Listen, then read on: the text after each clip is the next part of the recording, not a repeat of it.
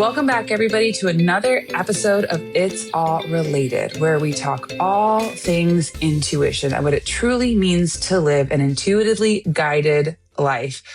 I am Sonia Tully, standing in for our mom this week, Sonia Choquette. I'm here in New Orleans, and I'm here and joined by my beautiful sister, Sabrina, in London. Hi, Sabrina. Hi, Sis. How are you? Oh, my heart is full.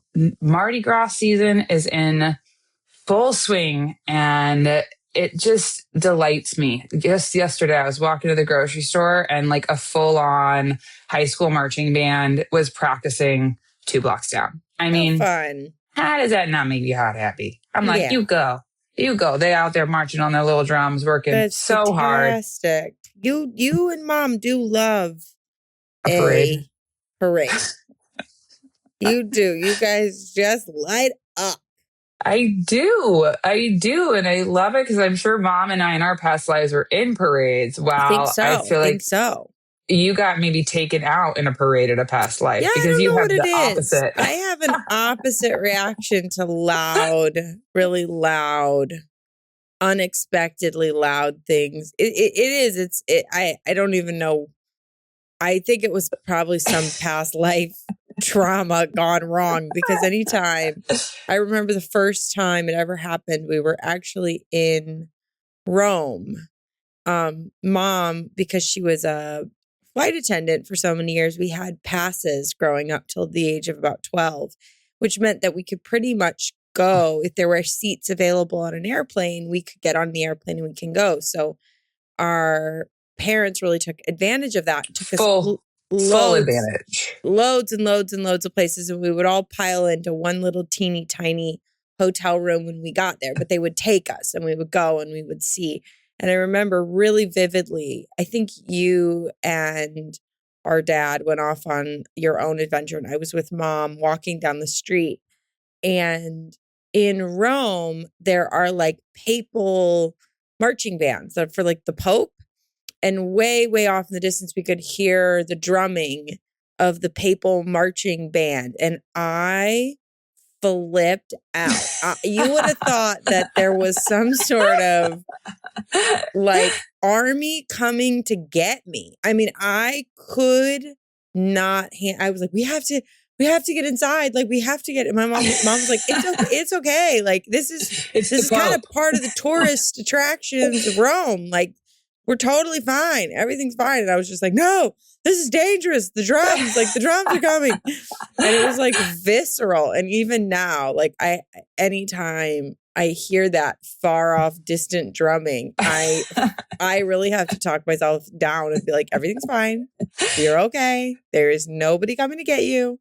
We're updating the lifetime. We're updating the timeline. Bleed. I do think people have sometimes past life bleed over, and you just don't. There was no rationale for why that would be so intensely triggering for me. But it does just make me laugh now to think of like how intense my reaction was. Yeah. Well, just a subconscious memory. It's like that's so deep within you that just kind of pops up upon feeling the vibe, even though it was a joyful one in this one, and like the energy and just like the noise. It just all of a sudden, it's like past life came popping up to be like, my body. We went out. Did not like that. That was not a good lifetime for us. Whatever happened around these drums was not positive. So, but I have to retrain my nervous system in this lifetime to not have such an intense reaction. Yeah, it is interesting. And even as like for our listeners, like if you're ever just paying attention to places or that really speak to you. Like I remember in 3rd grade learning about Pompeii, and our first like little photos on the slideshow, because it was that long ago. Everything in my body was like, I've been there. I know this place. I want to go to there. Like and it wasn't Have even you that been? No, never. You gotta go. And I don't feel like I like died in the Pompeii volcano like you were there explosion. Before. Yeah, I feel like I was just an inhabitant. You were like, I was there when it was good times. Yeah, I was there before the Pre-volcano fall. explosion. Exactly, exactly. But it's interesting because we often can also say deja vu. And like deja vu is often just another, I mean, French, already Yeah, like seen. already seen. J'ai Yeah, déjà vu. I've already deja seen vu. it. Yeah. But it's language often for our past lives, our dreams, or just that knowing within yourself of like, I've been here before. I know something's pulling me. Totally. I had a similar experience when we went to Austria. Mom and I went to Austria after she walked the first Camino de Santiago. And while we were there, I had this very visceral knowing of like, I've been here before and I did not like it in that lifetime. And it was interesting because I was very conscious of that. I was enjoying it this time. I was like, it's beautiful, it's green, it's clean, it's very organized. Vienna is a beautiful city. Mom was teaching. And I just had this like pit in my stomach the entire time we were there. Where I was like, I think I did not have a good ride around the rodeo. Whenever I was here before, I don't think I was very happy because it was almost like I kept having these strong feelings of just deep, like waves of discontent and without Oh, any bearing in like at all what was happening in present time. And I think because of the language that we have around soul and soul journey, I was like, I must have been here before and it was not good for me. Whenever that was. So it's just really funny, you recognize there might be. I have a client that she's from North Carolina and she has these vivid memories of like ancient Egypt. Like and she'll have these vivid dreams where she's actually the she's she's enslaved in ancient Egypt and her job was to swim people across the river as the motor. So she was like the human pushing people back and forth across like physically doing it, and has these like super vivid memories of it. And sometimes I'll have to say to her, like, this is a good reminder to stay in present time, like not to get kind of hooked back into that feeling of like, I just have to, like, it doesn't really matter how I feel or what I think or who I am. Like, I just have to show up and be dutiful and be of service. That she has to remind herself, like, right, not in this lifetime. That lifetime. Now I'm in a new one. yeah. Real quick, back to Austria. When I went there, I know exactly at the castle, Sisi, Princess Right? Sisi. Yeah. That I was don't even, Princess Sisi who lived in Austria. And I feel like maybe you were going to say Sisi, but I remember being yeah, in that palace and in the court. And I was like, Sabrina was here. I yeah. remember that I as well. I actually was like, think we were both there. When I was there, I had a mm, feeling that we were both there. And I also had this very strong feeling that mom was not.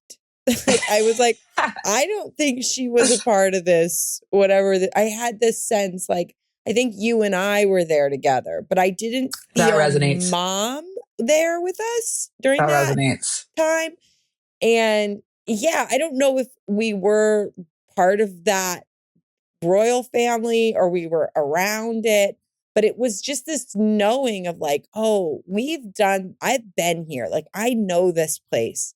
But it was this overwhelming sense of, and I was not very happy.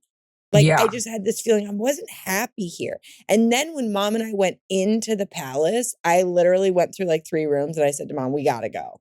Like, I gotta get out of here. I was like, it's beautiful, but the feeling I feel in my body, the heaviness I feel in my body, I don't really want to revisit this. Mm.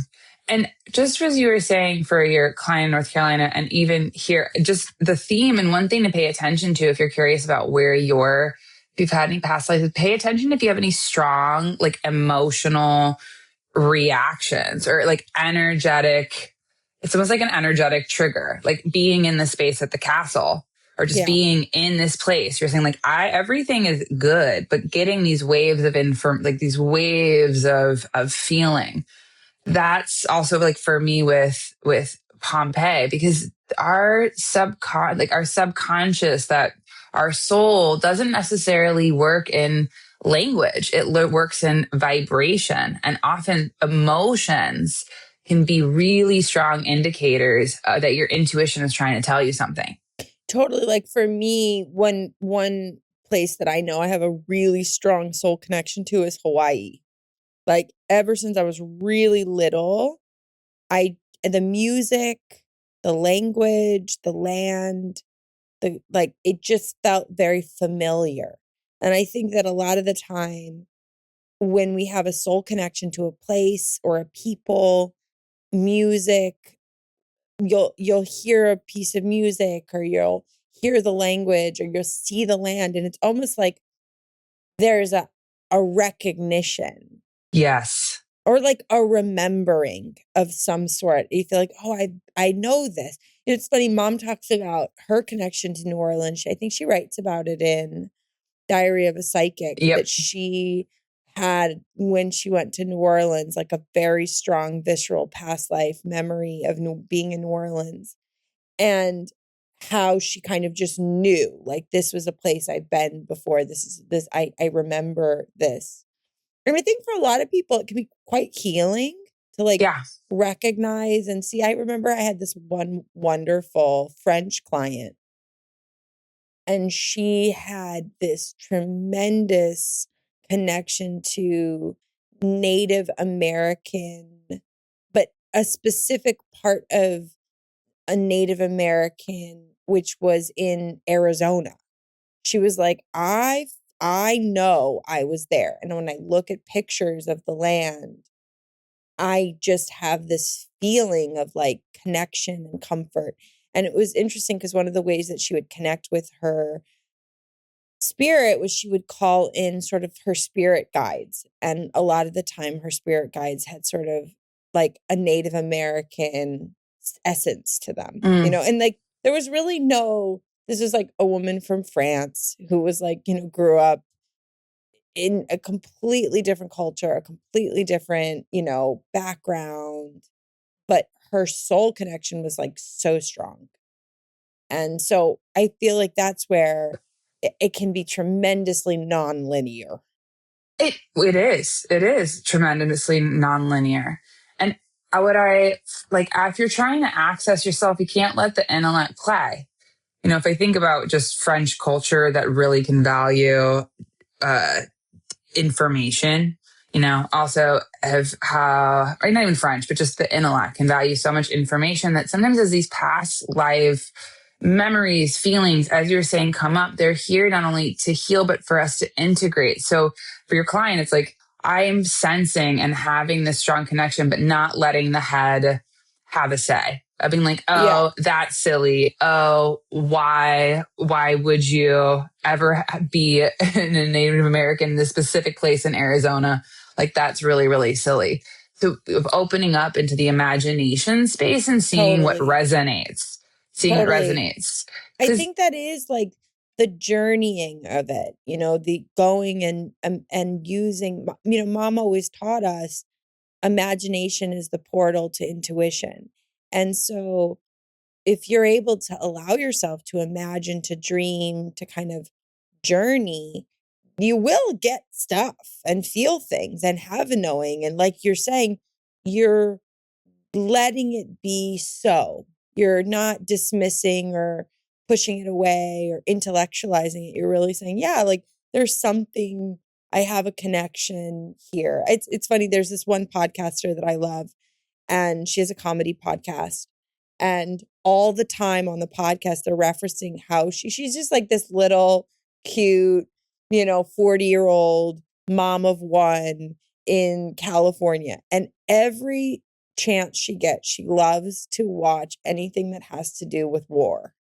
Like she's just obsessed with war and like watching war documentaries and like reading books about war and like reading the histories of these, and it's like, you just know her. Her name is Danielle. And it's like, I just know, look, and she's like this little tiny, slight little, like nothing about this woman reads as that she loves war. General of the army, like that she loves war. And she's like very, very socially, politically like minded. And, this is a woman, but her pastime and like what brings her comfort is war films, war Yeah. documentaries. And then like all the time she talks about like they'll go traveling and then like there's two of them on the podcast and she'll say like, did you go to the war museum? And she's like, first day. First day I was at the war museum, And I'm just like, every time I hear it, even though they're not talking about it in this context, I'm like, this woman's past lives. Yeah. Like she has been the general in the war so many times and she's sort of connecting with these past parts of herself. And it's sort of like, it's almost like she needs to connect with it now to kind of make sense of the world she's in now. So it's really, it's also interesting. I'm sure you can remember this, but as a child, I had terrible night terrors. Like I would not sleep alone and like poor mom and you. It was either you or mom. I wanted to be with one of you. I didn't mind. Yeah, poor you. I would just come and get in your bed and like always. My twin bed. Yeah, get in your little tiny so bed sweet. and just wanted really to never be by myself, like never be myself. And finally, mom, like was terrified. Would wait for everybody to go to sleep and then like sneak in when you guys were too tired to kick me out. Because I just did not want to be alone and I was so terrified to be alone. And I was just, I think, so psychic, so sensitive.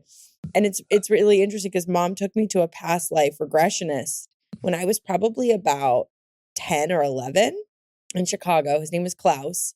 And he did a past life regression for me. And I had a memory or like a remembering a vision of being a housekeeper. And I was sweeping the stairs because there had been some kind of like hurricane or like tropical storm that had come through. And I was sweeping the stairs, trying to get the debris off the stairs. And I looked down and there was like this one branch. It was kind of like a round branch. And I knowingly stepped on it. And then like in my consciousness was like, I'm going to die now. And like fell down the stairs and died. But I kind of had made the decision in a weird way. Like I could, in the past, like I was conscious of what was happening as it was happening.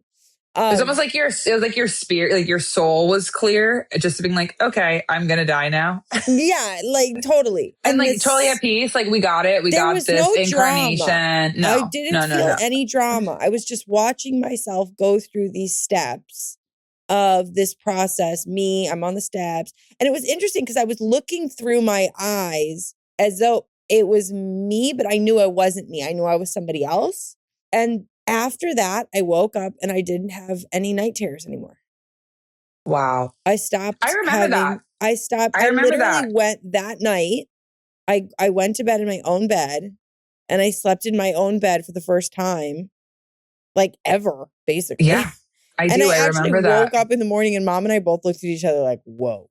Yeah. Like that was so crazy because I think it was some kind of healing or recognition or letting go, something kind of dislodged of like fear in me. And I just felt like this shift. And it was funny. It was almost like my mind was still a bit afraid because I was like, oh, wait a minute. I don't know if I'm actually ready to sleep by myself. Like, I don't know. I think I'm actually still very afraid to be by myself.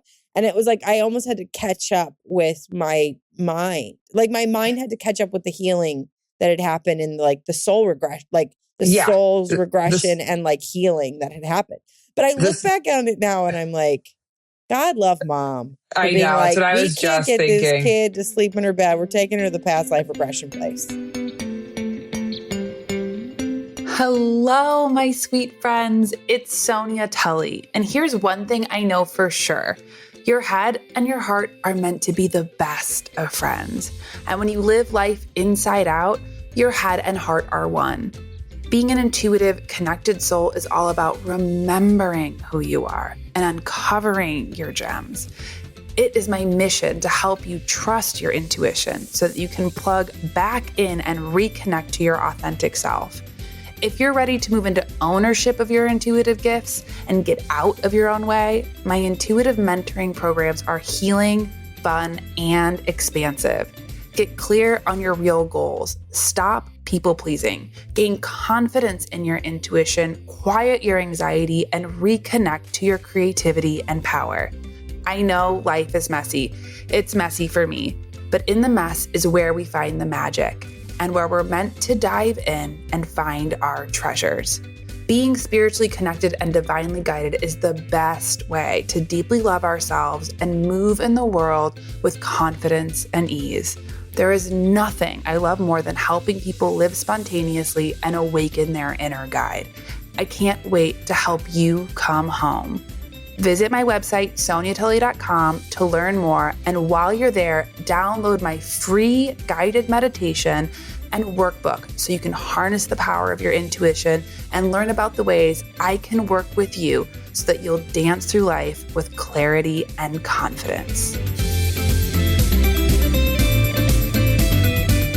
What I love about growing up in an intuitive household, and I was also laughing not because of how scared you were, but I also had this very clear flashback memory of being in my twin bed and you pulling your twin bed onto the floor. And I was talking to my first quote unquote boyfriend, Chris. Oh, yeah, Chris. And we would talk on the phone for hours. But Sabrina was also a part. We were like a trio. So I would talk to Chris and then I would hand you the phone and then you would talk to Chris. And hand the phone back. I'm so innocent. just so innocent and sweet. But, 2 points that you touched on is, with our past lives, we can sometimes think about our past life stories as like traumatic or things that we need to heal. Like, for example, with Klaus and having almost even just stand witness to the experience that you had that moved an energetic needle, and where it's our emotional imprint and our intellect kind of have to catch up to present time of being like, okay, I learned that lesson. I completed that rodeo. That's not today. That's not today. It's what we've learned. What are we using moving forward? So we can look at it both ways, even for yourself, if you're wondering about your past lives. And don't get so caught up on the specific, because I feel like that will come when we get so attached to what it has to look like or anything that can narrow our focus, our attention, our focus to not just sort of let what bubbles up from that super conscious, deeper part. So even here, I'm like, pay attention. What are maybe your gifts? What are the gifts that you came in with? Where are you really naturally, really just excel? Because that also can be a mirror to our past life gifts that we've brought into this lifetime. Yeah, totally. Like our godmother says this all the time, but she says, "It's not my first rodeo." And it's a phrase I love, because a lot of the time I'll be like, right, this is not my first rodeo. Like, yeah. I've done this before, even as a small kid, some of my earliest memories on the playground, like I had a friend named Liz Williams. And I love when you're a little kid, you remember first and last names. First and last name, Madeline George, my best friend, still a best friend. I know. She's rad. Just a sweet little best friend of mine. And we used to sit on the playground in the sandbox and I would counsel her. I would full on sit in counsel with her, and we would talk about this, and we talk about parents. And I'm like, I was all of 8 years old. I mean, I was truly 8 years old. And I was like, let's get down to the nitty gritty. What's really going on with your life? And she had been really going through some stuff. Yeah, she was. I'm here for you, Luke. Yeah. I'm here for you, Liz. I'm listening. I'm available. I'm interested, curious. Yep, and I'm like, that was definitely past life. Like, I definitely was not my first rodeo of just, I love to sit and hold space for people to do their inner process work. Like, and that earliest memories I have of me on the playground are literally doing that, sitting with my little feet in the actual sandbox, being like, let's talk about your life. Let's unpack what's really happening. What's really going on for you right now. And let's talk about how, and I'm like, I look back on that now and it just makes me laugh because I'm like, that little me was so comfortable in the depths of a being. Like I Totally. never, I always wanted to ask and was genuinely curious about what was going on in inside. And Well, that I feel like is past life. Well, yeah. When you can do something just so well, I think of like music prodigies, or if you're ever on Instagram Reels, Yeah. there is I'll have to find her handle. This little girl, she is probably The piano player? Okay, there's the piano player who's incredible. Have you seen the little girl? She's maybe like 3. I think her name is Destiny, and she is a grandma. There is a video of her at lunch at school and how she unpacks her lunchbox. Yeah. Puts the salad dressing on her salad.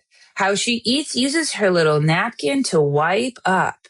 There's another video of her bedtime routine. She's got her cute bonnet on. She's putting on lotion. She's is like, I've ready been here for bed. Before.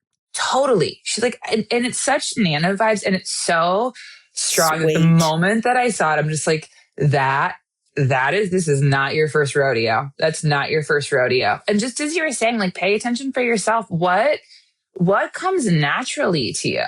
Like, is it music or language or cooking? Maybe being in the garden, something that also is grounding.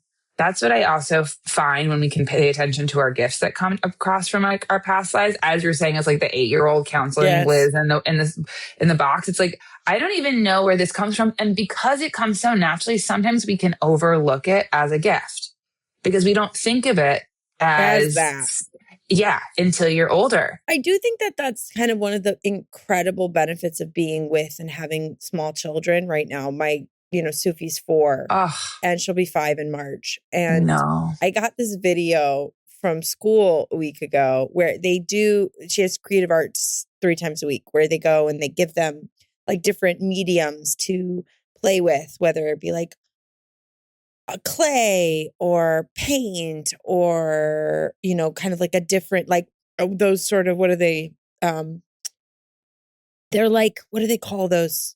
Where they look like fuzzy tubes and you can kind of like, I know exactly what you're talking about. I have them in my crotch. So there we go. Cleaners, colorful pipe cleaners. Anyway, so there's a video that they sent me that is Sufi. She's sitting in a circle and they had given them tin foil to make sculptures. And she made this little heart. And the teacher's like, Sufi, what did you make? And she goes, I made a little heart. And she's describing her little heart. And then the teacher says, and what else did you make, Sufi? And she said, I made angels and heaven. And then one of the little kids in the class goes, what's heaven? And Sufi goes, it's where Mother Mary and angels live. And she goes, and then she's got this silver, like, because it's silver. And then she turns to the teacher and she says, silver is a joyful color. Well, what's so true is and especially Sufi, oh my gosh, I saw this video. It just touched my heart so deeply. But when you're young like that, we haven't fully developed our ego. So it's a lot easier for different things to come through. I think of a client, actually a woman I did a reading for, and she was asking me about her 3-year-old who kept talking about a lifetime, about her being on a farm and a tomato farmer and all these different people. And she was really kind of freaked out by it. She's like, she keeps like telling these like very specific stories and asking about very specific people, like what's going on. And right, she's just remembering a past life. She's just remembering the last rodeo. And the best thing that you can do to foster and nurture it is, one, make it normal and be curious. Have it be that place, as you're saying, that doorway of intuition is imagination and play. So, for our tool of the week this week, I'm like, first, maybe even just meditate and be curious. What were my past lives like? and make it up.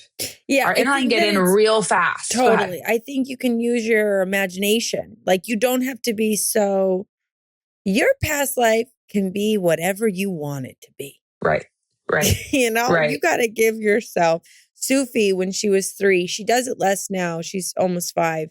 But when she was 3, she would often talk about a past life where we lived in a white house with a yellow roof.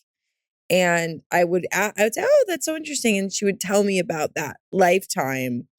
And I would say, was Daddy there? And she'd say, no, he wasn't there. And I would say, was Nana there? Yeah, he was with us. And like, she would tell me all about, and I would be like, was it, were we by the ocean? She'd be like, not really. You know, like she would, and you know, and then she would always come back to, Mom, white house, yellow roof. Okay. Enough information. Like, and then what was so funny is she would say to me sometimes, this house we live in now is very small compared to the house we lived in then. Oh my She gosh. would say, our house now, really small.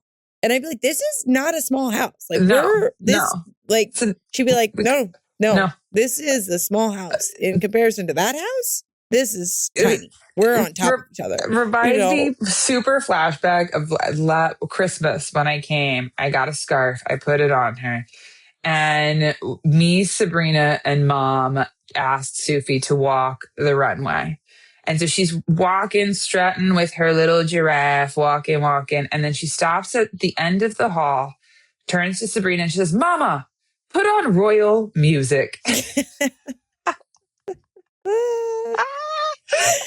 Oh my God. It's just, that's wonderful. Where I really think that all of us are like that on the inside. Yeah. We all have imaginative, creative, connected, knowing parts of us. She's not stopping and questioning, you know, she's just allowing. And I think that's what you were saying before about like tool of the week is just like imagine, have fun with this, play with this, like let yourself dream and vision.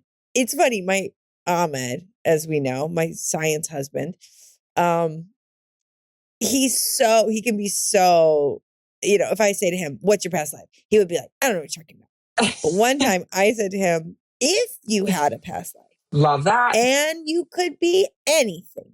We are opening up to wonder. Anywhere in the whole universe, galaxy. If you had a past life, where might that past life have been? And he just takes a beat and he goes, I think I was in Spain. And I mean, this is like, he can be so, you know, heady about these sorts of things. So I was like, that's right. And he's not super verbal. Spain? He's not super verbal too. He will take his time to respond. And it sounds like here, it was just like, boom. Yeah, he totally. Past life in Spain. Yeah. I said, where in Spain? He goes, I think I was in Sevilla. And I was like, okay. Oh, that's pretty specific. That's okay. You know, so he was the last person I thought, first of all, random. Yeah, totally. I wouldn't have clocked. But he had a knowing. And then when I looked at him, I go, you know what? I can totally see that for you. I can totally see you had a past life in Spain, southern Spain. I see it. I feel it. You know, like that was his a lifetime of a lot of fire. Yeah. Yeah. Spirit movement. I'm now imagining him like dancing. The flamenco dancing. The dancing. Gosh, I really love to imagine Ahmed's spirit in a past life flamenco dancing. It just hilarious. Delights and the pants, me. It delights the me. red pants. Oh my gosh. And the shoes with the tiny heel on them. Oh my God. Flopping around. 100%. Just like the pageantry, the whole thing. Yeah. He'd have like the most tailored outfit. Oh, 100%. He would have 100%. The outfit. Like even now, my husband loves to look good. Outfit. Oh, for sure. Down to the shoes. And he's not excessive with his clothing. He won't buy a lot of things. But whatever he does buy, it's so precise. 100%. So I'm even at Christmas, we went to go, Sabrina went to go buy Ahmed some Christmas presents and he asked for very practical underwear and socks. We went to Selfridges and I remember being with you and being like, this actually is a very big ask because Ahmed is so specific. Yeah, no, this is not a there's not a we're going to grab something off the shelf. But anyway, I digress. Anyway, my point is past life bleed through. The man has he was head of the flamingo dancers in the past. I feel it. So for our listeners, one, like you said, open into them a space of imagination. And even that question Sabrina just posed is perfect. If you are really just if I were, and I just wonder, see how it feels. And also pay attention to your dreams. You can even ask your spirit, your soul, just of what were some of my past lives and see what shows up in your dream space, because that's another place where our intellect, our barking dog, our conscious mind goes quiet. So it can be easier to access past life memories. So if you make an intention and ask your spirit, they will show up and see what resonates. So that should be our tool of the week. What do you think? Love it.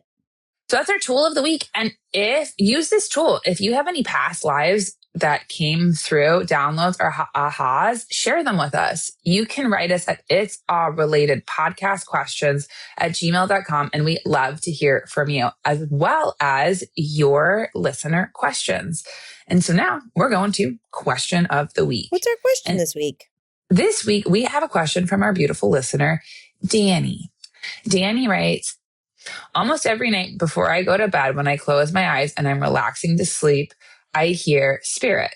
It's something short, like my name being called out, or hey, hello, and I can hear it so clearly. But then when I answer, how can I help? There's radio silence. I carry lots of energy home from work, as does my husband, because I work as a nurse in the emergency room, and he does as well. It's my true calling to help people, and I wish I could better tune in with my mediumship side, but I feel like there's a block there. Any suggestions? First of all, thank you for your service. I mean, being an emergency room nurse, you are an angel, and your husband are two angels walking this earth. Everybody in healthcare, I'm like, thank you for taking care of our bodies.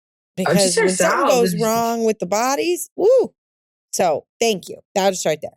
The second thing that I was thinking when you were reading this question is, it's like, Danny, I think that it makes sense to me that it's like when you're kind of starting to slip out of like conscious awareness, awake state into kind of sleep state is when you're hearing these pop through. Because it's a bit like your ego mind can relax enough and you're starting to be able to hear like different just like energies in and around that are always there, but it's almost like your mind relaxes enough to really hear and receive them. So I would say if you were consciously and intentionally wanting to like invite this more into your life, meditation is probably a really useful tool for you, because it's like learning how to be able to relax the conscious mind enough to be able to receive if you're already healing like, hey, then you're already, receiving. You're tuning it. Y'all are already connected. Yeah. You're tuning in. So to me, that says you've got a really natural disposition here. And I would, with the theme we've had today, Sonia, you could tell me what you think about this. I would actually be quite playful in your approach to this and sort of relax into maybe really developing a meditation practice that's around creating space to be able to open up the channel and enjoy the process of that, as opposed to kind of thinking of it as like scary or overwhelming or intense. Yeah. Love exactly what you're saying. Playful energy. And as you're saying, it's not about it being humor or nonsensical. It's more about being in an open state that's not linear. And as you know, one of my favorite quotes from Sabrina, as high as you go is as deep as you need to root. So especially as being in an emergency room. And again, as Sabrina said, thank you for your service. I would first encourage you to even just start your day by connecting with your own spirit to stay centered in your own energy, so that when you get back home too, you can kind of shake off any energy that's not yours. Just getting grounded. That same meditation, really wonderful, because that trains the mind, and the more grounded we are, the better receivers we can be. when you're hearing the hello and answering, it's kind of like on the human plane. Right. Often we're like, hello, we want to answer like hello back immediately. But even just imagine saying hello and talking from your heart space and then giving spaciousness. Just because you don't get an answer immediately doesn't mean that it's actually radio silence. You might get different informations or downloads or symbols or things that pop up in that later that might surprise you in your dream state. But the big thing, pay attention and write it down. The more that we can move into ownership, the more that we can give language, recognize and affirm for ourselves, the more that our minds will start to entrain with our spirit to become better receivers. Totally. I think that having to me, my sense is just having a really beautiful, grounded practice around taking care of decompressing your own energy, like you were saying first, and then finding ways to kind of gently open the door to spirit. Love, love, love that. Danny, you are our earth angel. Thank you so much for your service and just being part of our soul family. So if you like this podcast, you can help us by subscribing and rating us 5 stars, leaving us a review. It helps us more than, share it with a friend. We absolutely love to hear from you. You can write us at It's All Related Podcast Questions. Send us your questions, your stories, your shares, topics that you'd love to hear. And as always, I just love you. What a treat. Love you. I love all of you. Love all of you. See you next week. All my love. Bye.